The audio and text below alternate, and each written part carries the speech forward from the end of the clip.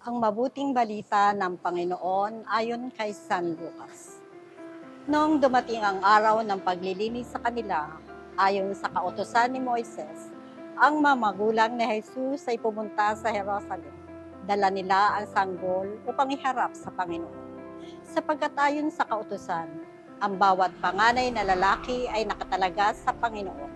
At naghandog sila ayon sa hinihingi ng kautusan ng Panginoon. Mag-asawang bato-bato o dalawang inakay na kalapati.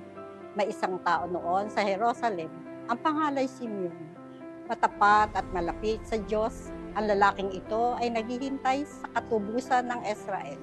Sumasa kanya ang Espiritu Santo na nagpahayag sa kanya na hindi siya mamamatay hanggat hindi niya nakikita ang Mesiyas na ipinangako ng Panginoon.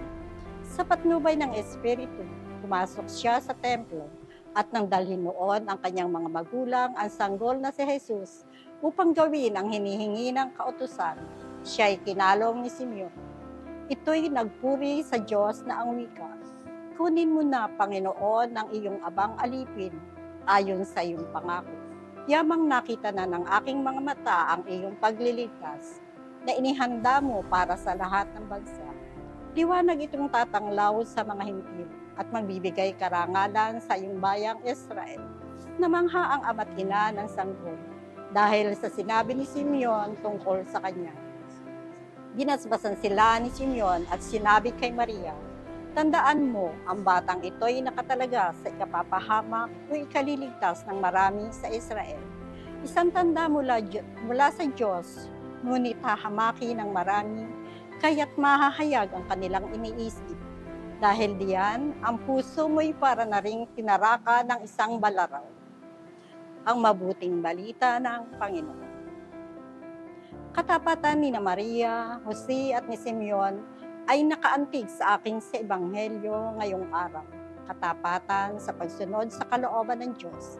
Sa kabila ng simpleng pamumuhay ay kitang-kita mo ang kanilang tunay na pananampalataya bilang isang lingkod at isang magulang.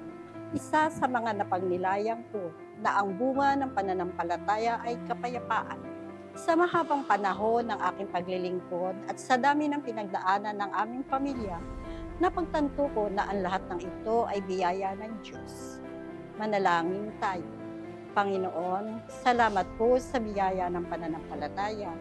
Salamat sa biyaya ng misyong makapaglingkod sa iyo. Turuan mo po akong mas maging tulad ni Maria, Jose at Simeon, mga tapat sa iyong kalooban. Nawa sa bawat yugto ng aking buhay, sa aking paglilingkod at pagiging Kristiyano, ay patuloy kong makita ang iyong kabutihan at maramdaman ang iyong pag-ibig. Amen.